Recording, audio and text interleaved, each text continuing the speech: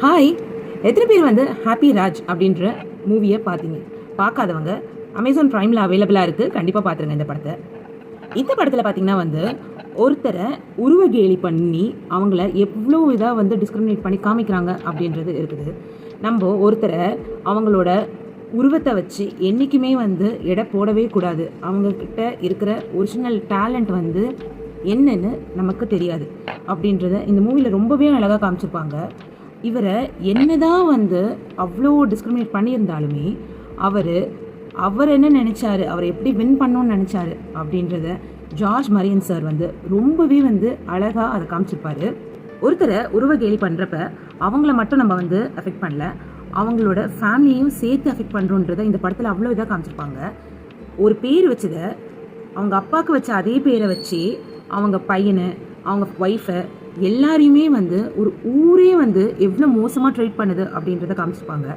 இந்த படத்தில் நான் எனக்கு ஒன்று புரியல, ஊரில் இருக்கவங்க எல்லாருமே வந்து ஒருத்தரை அவ்வளோ உருவகேலி பண்ணிட்டு கடைசியில் அவங்களுக்காக நாங்கள் நிற்கிறோம் அப்படின்னு எப்படி சொல்கிறாங்க அப்படின்றது எனக்கு இன்னுமே புரியல. அவ்வளோ அசிங்கப்படுத்தியிருக்கீங்க ஒருத்தரை, திருப்பி அதே பர்சனுக்காக நாங்கள் நிற்கிறோம் அப்படின்னா அது எப்படின்னு எனக்கு இன்னமும் அந்த கான்செப்ட் மட்டும் அண்டர்ஸ்டாண்ட் ஆகவே இல்லை இந்த படத்தில். அடுத்து பார்த்தீங்கன்னா ஜிவி காலேஜ் முடிச்சுட்டு ஒர்க் பண்ண மாதிரியே எதுலேயுமே காமிக்கல. ஆனால் அவர் வந்து பெங்களூரில் ஒர்க் பண்ண போனப்போ ஹீரோயினும் அவரும் சேர்ந்து ஒர்க் பண்ணுறாங்க. எனக்கு இந்த லாஜிக்கும் இடிக்குது கொஞ்சம்.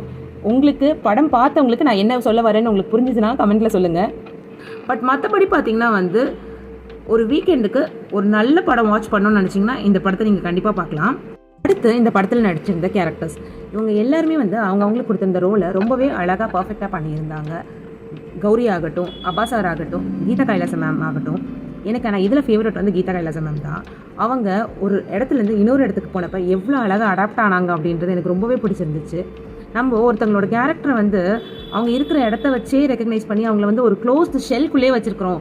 ஆனால் அவங்களுக்கு வந்து ஒரு சான்ஸ் கிடச்சா அவங்களோட ஒரிஜினல் கேரக்டர் அவங்க எப்படி இருக்கணும், எப்படி வாழணும் அப்படின்றத ஆசைப்படுறாங்க அப்படின்றத ரொம்பவே அழகாக காமிச்சிருப்பாங்க. அந்த கேரக்டரை வந்து திருப்பி அவங்க ஊருக்கு வந்த பிறகு அவங்களோட ஹஸ்பண்ட் வந்து அதை அக்செப்ட் பண்ணிக்கிட்டாரு. அந்த சேஞ்சஸை வந்து அவர் அக்செப்ட் பண்ணிக்கிட்டாரு. அவர் திருப்பி மாற்ற சொல்லவே இல்லை. அது எனக்கு இந்த இதில் ரொம்பவே பிடிச்சிருந்துச்சு.